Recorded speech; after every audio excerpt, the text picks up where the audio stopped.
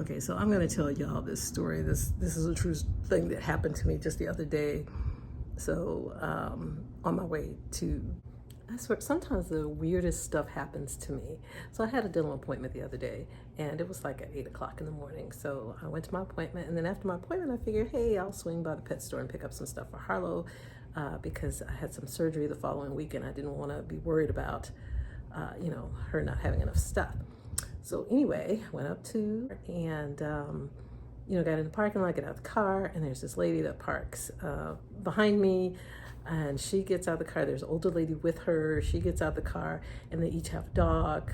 The older lady is walking, mind you, with a cane, and with this fluffy, the most beautiful dog I've ever seen, a black and white little fluffy dog, very similar to my own dog, but just black and white, black and gray, really. It had little gray tufts around its ankles. Anyway, cute dog. And the other lady looked to be maybe about 35, 40, maybe about, I'd say in her 40s.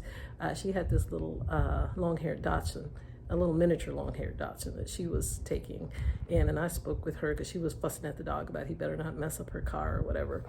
So anyway, we're walking into the store, and I'm talking to the younger woman. The older woman is ahead of me going in the store with the dog, and her cane gets caught on the carpet going into the store. I said, wait, slow down, try to warn her.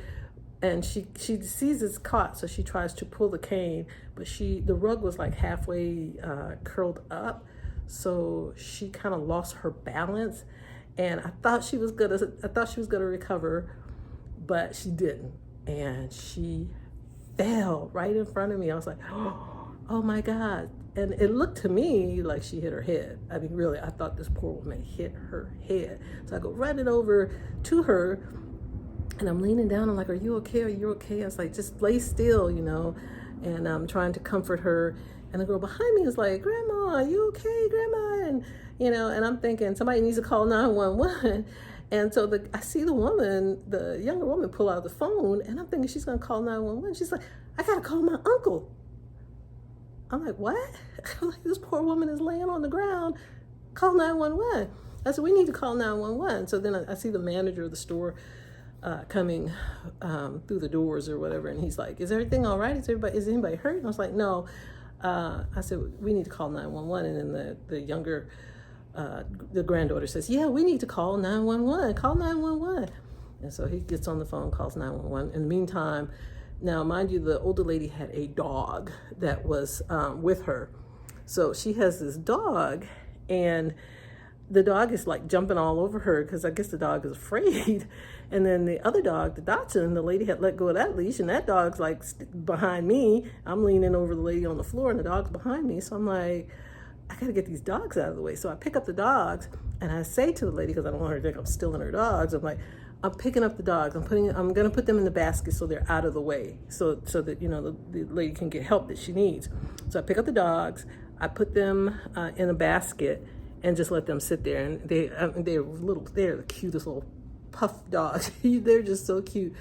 But anyway, my attention goes back to the older lady laying on the floor. I'm trying to comfort her. I was like, is there anything I can do? It's like, does your head hurt? And she's like, no. She says, my stomach hurts. And I'm like, her stomach hurts. I'm like, I know I saw this woman hit her head, but she's saying, her stomach hurts. And so the guy on the phone is with 911, and he's asking, they're asking a bunch of questions. And the granddaughter says, well, she has a coloscopy bag because she's on chemo. And that is why her stomach was hurting. I was like, oh my God. I'm like, this is terrible. And then, so I told the lady, just be still. And then she says, well, my arm hurts. And I said, your arm hurts? And I guess she had, I don't know. She says her head did not hurt. I asked her. She said, no, my head is fine. She said, but my arm hurts. I'm like, your arm hurts? So I, look at her arm, and I was like, I see she has on like these long sleeves with buttons on the end. So I was like, let me just undo the button there in case, the paramedics get here and they need to, see her arm. So in case the paramedics need to see her arm.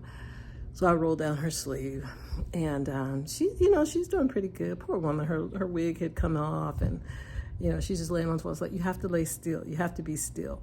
the daughter went inside. She's like, do you guys have a pillow or anything I can put her head on? Or I mean, the granddaughter. And she goes in and she gets a stuffed animal out of the bin and comes back and puts it under the grandma's head. And so, you know, I did what I could. I felt like I was comforting her. I just wanted her to remain calm, but because I could tell she was getting a little stressed out.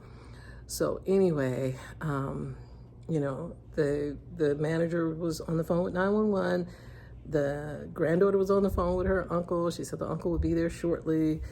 And so I was like, there's really nothing else for me to do. I don't really know these people. So I just gave them my name and number to say in case you need a witness or whatever. And I just went in the store and continued my shopping because first of all, I need to get back to work. I was working from home that day and I had come from a dental appointment. So I was like, let me hurry up and get back so I can get on my computer. So anyway, after my shopping and I was getting ready to check out and I saw the ambulance was there and they were loading her up and everything. And I just walked out or walked by, you know, nobody asked me any questions or said anything. So it's like, well, I think they have it all in their hand. Whether I'll hear from these people or not, I have no idea.